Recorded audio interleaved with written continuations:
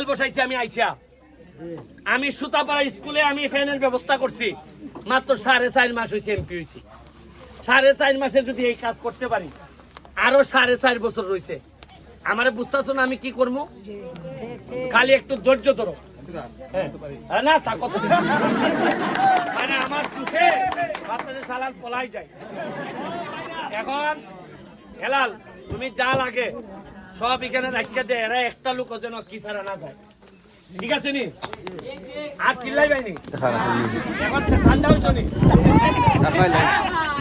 আমার কাছে আইলে তোমরা গরম থাকতে পারতাই না, আমি ঠান্ডা করে দিই। আর হইল গিয়া এখন ছেলে মেয়ে বিয়ে দেওয়ার সময় তোমরা আত্মীয় স্বজন আছে না সিলেটে? মৌলভীবাজারে আসেনি?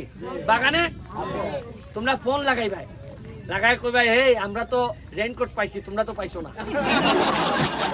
কিটা কই ভাই এই এই এই শিবানী গো, শিবানী ওই শিবমঙ্গল এবারে মৌলভীবাজার কই শিবানী গো, তোরা আমের চারা পাইছস নি? আমরা তো পাই আম খাইতাছি গো।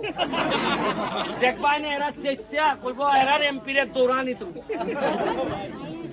তোমরা এখন মেয়ে বিয়ে দেওয়ার সময় বুঝা মেয়ে বিয়ে দিবাই, কইবাই যে আমার এমপি ব্যারিস্টার সুমন, আমরা এখন দাম আছে, বুঝা মেয়ে বিয়ে দিবাই।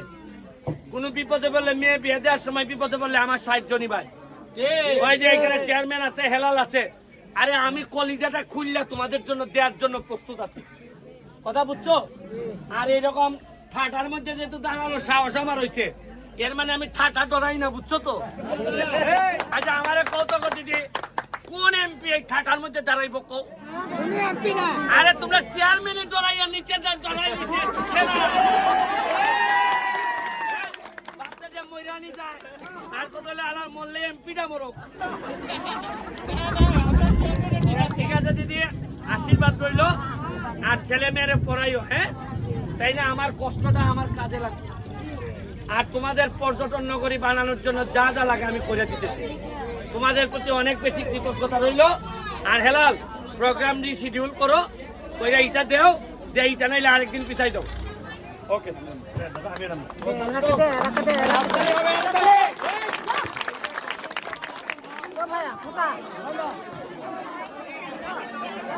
আর মতো বাপ রেখা হইব খাটায় এই সারায় কি পরিমাণ আম দিব আপনার কোনো ধারণাই নাই। এটা আনছি প্রায় 400 কিলোমিটার দূর থেকে, এক একটা সারা ফেরি কইরা বেচে 250 টাকা গোটা। আগামী বছরে আপনারা যদি যত্ন করতেন আম পাইবা, কেন 9টা 10টা 12টা করে আম পাইবা। তাও আজ আম রূপালী আম, আমরা স্থানীয় আমের মতো না, এটা অনেক মিঠা। আমি আপনারা বুঝবা যে আমি কিতা কইরা যাইতেছি, এটা আমি মরার পরে বুঝবা। আপনারা পরবর্তী প্রজন্ম বুঝবো যে আমি কিতা কইরা যাইতেছি। আগে এখন চাই আমার তো এমপি নির্বাচন আরো 4.5 বছর আছে, আমি উনকা তো গিয়া চা পান খাইয়া কুট লাগাই টাকা ঘুরাইতে আসলাম। কত কষ্টটা করে এমপিটা হইছি, পয়সা করে লাল হইয়া বানাইতাম। আমি কেরে এই গাম বার করতেছি, কারণ আমি জানি যে আমার সবচেয়ে বড় সফলতা আমার জানাজার সময় হইব। আপনারা ভালোবাসা জানাজার যাইবা, এটি আমার বড়, আমার আখেরাত আগ গইতাছে। আমি আপনার কাছে অনুরোধ করি, নিজের মনে করেন আপনার গড় আমি আমার ফুলাটারে লজিং রেখে গেলাম, এই একটা সারা দিয়া গেলাম, দেখি একটা সারা দেবেন। এটার সিস্টেমটা আমি দেখাই আপনারা রে। ওই বাটিটা ভাঙবা, বাটিটা ভাঙ্গিয়া এরপরে গর্ত কইরা দিবা, ফালাইবা, রাখবা। রাখিয়া যদি পারেন কিছু শুকনা গোবর দিয়া, আপনারা তো এটা জানেন চর্চা কেমনে করেন, আর একটা লাঠি দিয়া একটু বাইন্দা রাখবা, যাতে বাতাসে বেশি বা জ্বরে যেত নড়ে না। আরেকটা দাঁড়াও, আরেকটা হইল কোন বড় গাছের তলে, দাঁড়াও, কোন বড় গাছের তলে এটা রোয়াইন না, কারণ ছায়া পড়ে গেলে এই গাছটা আর বড় বড় নেতার তলে বড় নেতা আর হয়নি, আর মানে হইবনি কোনো বেটা ছোট নেতা খাই লিব কথা। এইরকমও গাছেও কিতা করে বড় গাছের তলে ছোট গাছে আর বড় হইতে দেয় না। আপনারা আল্লাহর যেখানে রোদ আছে এইরকম জায়গার মধ্যে এটার ওয়াইবা। ঠিক আছে সৈকত, তুমি সুন্দর করে বন্টন করো। আমার আরো 3-4 জায়গাতে আছে রাস্তা উদ্বোধন হইতেছে।